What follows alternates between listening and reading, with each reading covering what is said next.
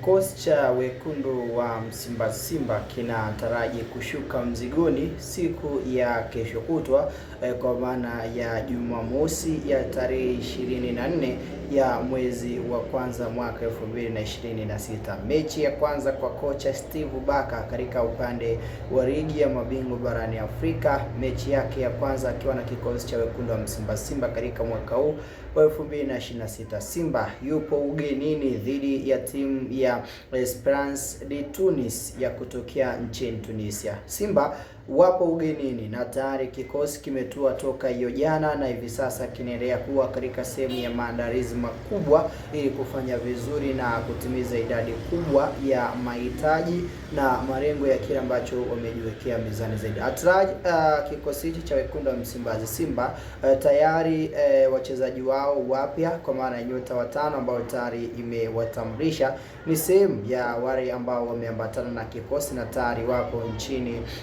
nchini Tunisia kwa ajili ya kufanya vizuri katika mchezo wao mgumu zaidi. Kikosi cha wekundu wa Msimbazi Simba kupitia katika upande wa coach Steve Barker leo hii amethibitisha na kuweka wazi zaidi ya kwamba moja ya expectation kubwa ambayo tutarajie ni rotation katika upande wa kikosi chake, kwa maana ya kwamba tutarajie mabadiliko ndani ya kikosi wakiwepo wachezaji ambao amewatumia katika michezo tofauti ambayo Simba ameshiriki chini yake, lakini pia tutazame wachezaji wengine wapya kwa maana ya wachezaji waliosajiliwa, ikiwa ni moja ya nyota ambao wanakuja ku take over na kuchukua nafasi ya moja kwa moja.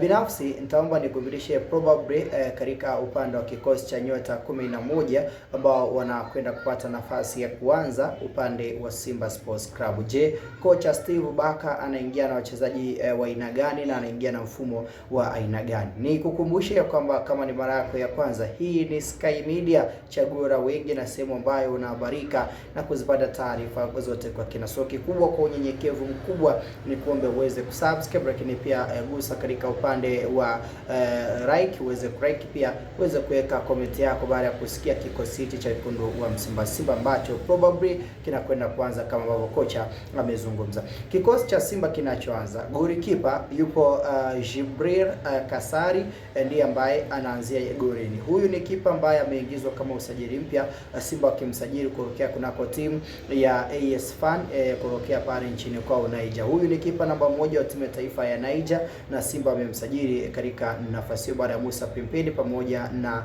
Yakubu Suleiman kuwa wanauguza majeraha yao. Then fullback right, beki namba 2 yupo Shomari Kapombe, show me the way Baba Esther anacheza kama beki namba 2 kuhakikisha kwamba timu inakuwa katika top class na top performance ya hali ya juu. Then beki namba 3 yupo Nixon Kibabagi ndiye anakwenda kucheza kama namba 3. Pia huu ni usajili mpya, moja usajili wazuri ambao kocha Steve Barker amewahitaji na amewapata.